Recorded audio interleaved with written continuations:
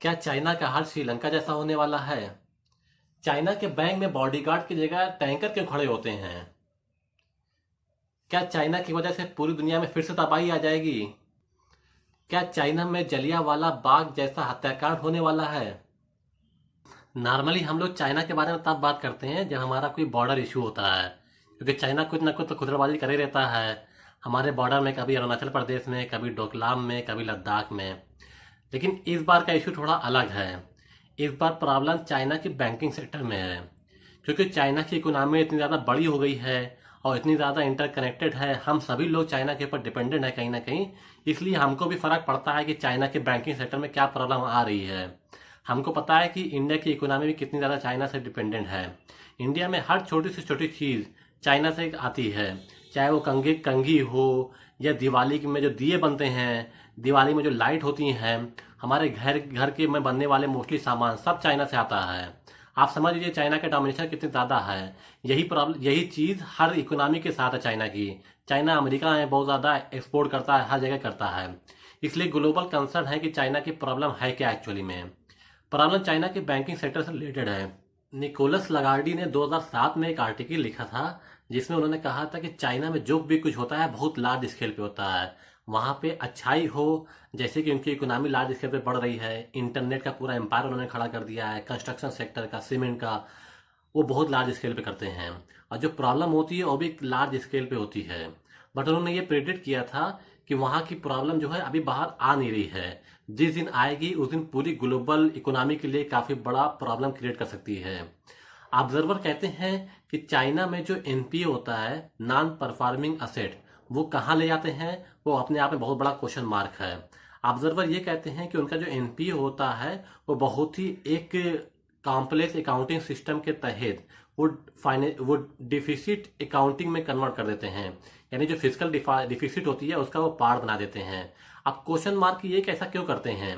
उसका रीज़न ये है कि चाइना में फुली प्राइवेट नाम की कोई चीज़ नहीं होती है। जैसे मान ली इंडिया में कोई बैंक प्राइवेट है, वो फुली प्राइवेट अगर है तो आरबीआई केवल उसको रेगुलेट करेगी, उसको बचाने की जिम्मेदारी उसके ऊपर नहीं है आरबीआई के ऊपर। ये बात अलग है कि बहुत सारे लोगों का एम्प्लॉयमेंट से जुड़ा होता है, पैसा जुड़ा होता है, तो वो बचाने की कोशिश करती है। लेकिन चाइना में इसका अपोजिट है। चाइना में बैंक या कोई भी संस्था पूरी तरीके से प्राइवेट नहीं होती। इस वजह से हर बैंक के बचाने की, उसको रेगुलेट करने की और कहीं ना कहीं इंटरफेयर करने की भी जिम्मेदारी चाइना के सेंट्रल बैंक की होती है। इसलिए लोग कहते हैं कि वो अपना एनपीए दिखाते ही नहीं है, वो उसको फिजिकल डेफिसिट में कन्वर्ट कर देते हैं। इसलिए वो दिख के बाहर ही नहीं आता। इसलिए लोग ये डर डर रहे हैं कि ऐसा ना हो कि वो प्रॉब्लम इतनी ज़्यादा बढ़ जाए छुपा छुपा के कि आउट ऑफ कंट्रोल हो जाए। जैसे नॉर्मल बैंकिंग सिस्टम में ये होता है कि सीआरआर होता है, एसएलआर होता है। सीआरआर मतलब कैश रिजर्व रेशो, यानी particular amount of money RBI bank को अपने पास रखनी होती है या आरबीआई के पास रखनी होती है, कि वो पैसे वो लोन में नहीं दे सकते। इन केस सारे लोग पैसे अपने वापस लेने के लिए आ जाएं तो उनके पास कुछ रिजर्व होना चाहिए। इसी तरीके से एसएलआर भी होता है, जिसे हम स्टैट्यूटरी लिक्विडिटी रेशियो भी बोलते हैं। बट चाइना की प्रॉब्लम ये है कि उसने अपने बैंक का जो लोन है वो सीआरआर एसएलआर से बहुत ज़्यादा लोन में दे दिया। अब बात ये है कि मान लीजिए इकोनॉमी में इतनी डिमांड थी नहीं तो लोन दे क्यों रहे थे। बात वही है ना, जैसे इंडिया के बैंकिंग सिस्टम पर आरोप लगता है कि जो वहाँ एमडी होता है उसके पास पॉलिटिकल बास का फोन आ जाता है कि इतना लोन दे दो, फिर उसके बाद फाइनेंशियली वायबल है या नहीं है उससे फर्क नहीं पड़ता, बॉस का फोन आ गया तो लोन दे दिया। कुछ कुछ सेम प्रॉब्लम वहां पे भी हुई है, क्योंकि करप्शन तो हर जगह ही आपको पता ही है। और वहां तो पूरी तरीके से अपोजिशन वगैरह है नहीं, सब कुछ एक ही हाथ में सेंट्रलाइज है, एक ही पार्टी में, जैसे कम्युनिस्ट पार्टी ऑफ चाइना कहते हैं। एक्चुअली में हुआ क्या था, जब 2007 में ग्लोबल फाइनेंशियल क्राइसिस आई थी तो हर इकोनॉमी, हर कंट्री को डर था कि उसकी इकोनॉमी कहीं क्रैश ना हो जाए। तो सभी लोग ज़्यादा से ज़्यादा खर्चा कर रहे थे अपनी इकोनॉमी को बचाने के लिए। इंडिया ने भी किया था। फिर 2007-8 में बहुत ज़्यादा लार्ज स्केल पे लोन का डिस्ट्रीब्यूशन शुरू हो गया चाइना में। और स्पेशली इन सबसे पहले किसको टारगेट करा जाता है, जो रियल इस्टेट सेक्टर होते हैं, क्योंकि उसमें लगता है कि लोगों को काफ़ी ज़्यादा एम्प्लॉयमेंट मिल सकता है और इकोनॉमी बूम करने में काफ़ी रिवाइवल में वो हेल्प करेगा। तो 2007 में चाइना ने लार्ज स्केल पे बहुत सारे रियल एस्टेट कंपनी को लोन दे दिए। अब क्या हुआ कि उन्होंने इतनी ज़्यादा कंस्ट्रक्शन कर दिया कि एक्चुअल में इतनी डिमांड थी नहीं, तो अब वो जितने लोन थे वो सब एनपीए में कन्वर्ट हो गए, क्योंकि जितना भी उन्होंने कंस्ट्रक्शन कराया था वो यूजलेस हो गया। और वही चीज़ बाद में सीमेंट सेक्टर में भी हुई, स्टील सेक्टर में भी हुई, पावर सेक्टर में भी हो गई। अभी जो China China Pakistan economic corridor बना रहा है या वन रोड प्रोजेक्ट है, वो सब इसीलिए हो रहा है क्योंकि उसने इतनी ज़्यादा कंस्ट्रक्शन कर लिया है, सीमेंट का प्रोडक्शन कर लिया है, आयरन का, स्टील का, क्योंकि कहीं ना कहीं उसको कंज्यूम करना है, इसलिए वो कंज्यूम कर रहा है। इसीलिए वो डंपिंग भी कर रहा है, दूसरे कंट्री को बहुत स्मॉल चीप रेट पे दे रहा है, जिसे हम लोग डेब्ट ट्रैप कहते हैं। चाइना लोन दे देता है, वहाँ से रिकवरी हो नहीं पाती है, फिर वहाँ एक तरीके से कब्जा कर लेता है, पॉलिटिकल प्रोसेस में इंटरफेयर करना शुरू कर देता है। चाइना की बैंकिंग सेक्टर में जब से प्रॉब्लम स्टार्ट हुई है और इतनी ज़्यादा बढ़ गई है, कहते हैं कि लगभग 83 बिलियन डॉलर फ्रीज हो गया है। बैंकिंग सेक्टर की प्रॉब्लम चाइना में 2020 से शुरू हो गई थी, जब से वहाँ की इकोनॉमी थोड़ी स्लो डाउन हुई थी। बैंकिंग सेक्टर में अलग अलग रूल्स रेगुलेशन आने लगे थे, लेकिन वहाँ की न्यूज़ बहुत छन छन की आती है। अप्रैल 2022 में ये कुछ रेगुलेशन लाए गए वहाँ के बैंक के द्वारा कि आप बहुत पैसे नहीं निकाल सकते हैं, निकाल भी सकते हैं तो बहुत लिमिटेड अमाउंट में निकाल सकते हैं। जैसे 2019-20 में आपने इंडिया में भी कुछ कोऑपरेटिव बैंक में देखा होगा कि आरबीआई ने कुछ गाइडलाइंस निकाली थी कि आप एक दिन में पार्टिकुलर अमाउंट ऑफ मनी ही निकाल सकते हैं। वैसे चाइना में भी हुआ, लेकिन वहां के पब्लिक को काफी डर आ गया क्योंकि जो गवर्नमेंट ने स्टेटमेंट जारी किया था वो ये बोला था कि यहाँ का सिस्टम अपग्रेड किया जा रहा है, इसलिए हमारा पूरा डेटा चला गया है आपका, कि आपका कितना पैसा हमारे पास जमा है। तो लोगों को दाल में काला लगा, तो लोगों ने इसके खिलाफ काफी प्रदर्शन किया। जब प्रदर्शन काफी बढ़ने लगा तो वहाँ के जो, जैसे इंडिया में आरबीआई होता है सेंट्रल बैंक, वहाँ का जो बैंक ऑफ चाइना है उसने एक अजीबोगरीब स्टेटमेंट दिया। उसने ये स्टेटमेंट दिया कि आपका जो पैसा है वो एक इन्वेस्टमेंट है, इसको आप अभी निकाल नहीं सकते, ये फ्रीज हो गया।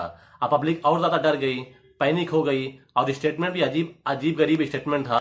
पब्लिक का एंगर और ज्यादा बढ़ गया, प्रदर्शन करने वालों की संख्या और बढ़ती गई और वो पूरा एकोमुलेट होता जा रहा है। उस वजह से क्या हो रहा है कि वहाँ के जो कस्टमर हैं, क्लाइंट हैं, जिन्होंने कुछ पैसे लिए थे, बैंक से लोन लिए थे, वो कह रहे हैं कि अब हम ईएमआई नहीं देंगे, तुम्हें जो कर पाना हो कर लो। अब इस वजह से बैंक में, स्टेट में, चाइना गवर्नमेंट में, और दूसरी तरफ वहाँ के कस्टमर है, पब्लिक है जिन्होंने ईएमआई लिया हुआ है, दोनों में क्लैश बढ़ता जा रहा है, प्रोटेस्ट बढ़ते जा रहे हैं। प्रोटेस्टर को जो डील करने का तरीका है चाइना गवर्नमेंट का, वहाँ के स्टेट का, पुलिस का, वो भी बड़ा यूनिक सिस्टम है। चाइना एक कम्युनिस्ट कंट्री है। कम्युनिस्ट कंट्री में पब्लिक के पास ज़्यादा सिविलियन राइट्स होते नहीं हैं, वो ज़्यादा खुल के प्रोटेस्ट नहीं कर सकते, सरकार को क्रिटिसाइज नहीं कर सकते। कहने वाले तो ये भी कह सकते हैं कि डेमोक्रेसी कंट्री जिसमें कि प्रोटेस्ट करना एक मूलभूत अधिकार होता है, फंडामेंटल राइट्स होता है, क्या वहाँ पे आज़ादी है? इंडिया जैसे कंट्री में कंगना रनावत, कपिल शर्मा और शाहरुख खान के घर पे बिल्डोजर चल जाता है, तो आम आदमी की कितना आज़ादी है या खुद ही समझ सकते हैं। लेकिन थोड़ी बहुत आज़ादी है ही कम से कम, तभी यहाँ पे फार्म ला के खिलाफ इतने लोग प्रोटेस्ट कर सके एक साल तक। श्रीलंका, चाइना जैसे कंट्री में तो बिल्कुल नहीं है। जब से बैंक में प्रॉब्लम इतनी ज़्यादा बढ़ गई है, लोगों को लगता है कि उनकी जो अपनी पूंजी थी, पैसा था, वो उनके हाथ से जा सकता है, तो लोग काफ़ी ज़्यादा प्रोटेस्ट कर रहे हैं। लेकिन सरकार का जो रिस्पांस है वो काफ़ी ज़्यादा एप्रेसिव है। कोरोना के टाइम में जो मैकेनिज्म एक अपनाई गई थी कि पेशेंट को आइडेंटिफाई करना है ताकि उनको आइसोलेट करके ट्रीटमेंट करा जा सके, जैसे इंडिया में आरोग्य सेतु था, कुछ कुछ वैसे ही मैकेनिज्म वहाँ पे भी डेवलप करी गई थी ताकि पेशेंट को पहचान करके उनको अलग रखा जाए। लेकिन अब सिमिलर मैकेनिज्म प्रोटेस्टर को आइडेंटिफाई करने के लिए भी यूज़ करी जा रही है। उसके बाद उनको इंडिविजुअली अकेले में ले जाकर कुछ गलत तरीके से ट्रीट करा जा रहा है। अब पब्लिक जो है बैंक के आगे लाइन लगाएगी, obvious सी बात है, उनको पैसा अपना निकालना है, तो इंडिया में जैसा होता है वैसे ही। लेकिन वहाँ की गवर्नमेंट बड़ी यूनिक है, वो वहाँ पे गार्ड लगाने के बजाय रात को ही वहाँ पे टैंकर खड़े कर देती है पब्लिक, ताकि वहाँ पे आ ही ना पाए। अगर कोई पब्लिक आने की कोशिश करती है तो बहुत ही इरिटेट किया जाता है उसके साथ, टैंकर को उसको डर दिखाया जाता है कि तुमको ऐसे भून दिया जाएगा। तो वहां पे बैंक के बाहर टैंकर आपको ज्यादा दिखाई देंगे, पब्लिक वहां तक पहुंच ही नहीं पाएगी, और गार्ड के ऊपर तो उनका विश्वास खत्म ही हो चुका है। प्रोटेस्टर को डील करने का बड़ा अजीबोगरीब सिस्टम है चाइना। चाइना की कैपिटल में तियामिन स्क्वायर नाम से एक फेमस जगह है, वहां पे जितने प्रोटेस्टर्स होते हैं, जिनकी कोई डिमांड होती है, वहां आके रेस करते हैं। 1989 में लार्ज स्केल पे वहां के स्टूडेंट और कुछ प्रोटेस्टर्स आए अपनी कुछ डिमांड को लेके। उनकी डिमांड कुछ सिविल राइट्स और डेमोक्रेटिक राइट को लेके थी, कुछ वो फ्रीडम को डिमांड कर रहे थे। लेकिन चाइना जैसे कम्युनिस्ट कंट्री को तो कुछ ये सब पसंद नहीं है। वो वहां पे टैंकर और बहुत सारी ऐसे हथियार लेके आए, सबको धुन दिया। लार्ज स्केल पे वहां पर प्रोटेस्टर्स मारे गए। अब इंटरनेशनल कम्युनिटी और सिविल राइट एक्टिविस्ट को ये डर है कि ऐसा ना हो कि जितने भी बैंकिंग सेक्टर की प्रॉब्लम को लेकर कुछ प्रोटेस्टर्स आ रहे हैं, चाइना की गवर्नमेंट उनको फिर से वही कर दे जो जैसे जलियांवाला बाग में इंडिया में जनरल डायर ने किया था। तो लोगों को ये भी डर है क्योंकि वहां की मीडिया भी काफी कंट्रोल में है, न्यूज बाहर आती नहीं है, उतनी ही आती है जितनी गवर्नमेंट चाहती है। तो ये भी एक देखने वाली बात है कि वहां की गवर्नमेंट कैसे उनको हैंडल करती है और प्रोटेस्टर्स का क्या फ्यूचर होता है। अब बात यह है कि क्या चाइना का हाल भी श्रीलंका जैसा हो सकता है। ऑब्जर्वर ये कहते हैं जो श्रीलंका का हाल हुआ उसका रीज़न ये था क्योंकि वहाँ की इकोनॉमी बहुत स्मॉल थी। उसके पहले जब 2015-16 में प्रॉब्लम आई थी पुर्तगाल में, स्पेन में या यूरोप के कुछ और कंट्रीज में आई थी, तो लोग कहते हैं कि वहाँ की इकोनॉमी इतनी छोटी थी तो उनके पास ऑप्शन भी बहुत लिमिटेड थे क्योंकि उनका एक्सपोर्ट इंपोर्ट भी बहुत कम होता था। अगर प्रॉब्लम एक जगह से आ रही है तो वो हर जगह प्रॉब्लम क्रिएट कर देती है। लेकिन लोग कहते हैं कि चाइना की इकोनॉमी इतनी बड़ी है तो उनके पास ऑप्शन भी बहुत ज़्यादा अवेलेबल हैं। अगर एक छोटी सी प्रॉब्लम होती है तो पूरे सिस्टम को अफेक्ट नहीं करेगी। ये भी कहते हैं ना कि मरी हाथी भी 9 लाख की। मतलब सिस्टम मान लीजिए बहुत ख़राब हो भी गया लेकिन उसमें पोटेंशियल बहुत ज़्यादा होता है, तो वो रिवाइवल का स्कोप भी बहुत ज़्यादा है उसके पास।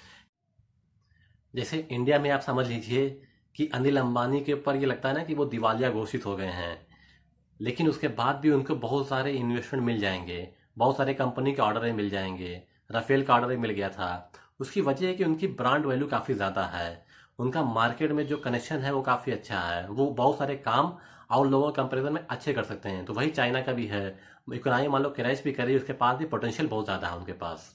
कहते हैं ना कि 1990s में जब ईस्ट एशियन कंट्री में बहुत ज़्यादा फाइनेंशियल क्राइसिस आ गई थी, जैसे कि south Korea, Japan, Indonesia, Malaysia वगैरह में भी, तो उन्होंने एक नया सिस्टम अपनाया जिसको उन्होंने एक तरीके से अपॉर्चुनिटी की तरह लिया और आज वो पूरी इकोनॉमी बूम कर रही है उन सारे कंट्रीज की। तो लोग ये भी कहते हैं कि मे भी चाइना के पास ये अच्छा मौका है, जो भी उनकी फाइनेंशियल सिस्टम में प्रॉब्लम है उसको रिजॉल्व कर सकता है और फिर से आगे बढ़ सकता है।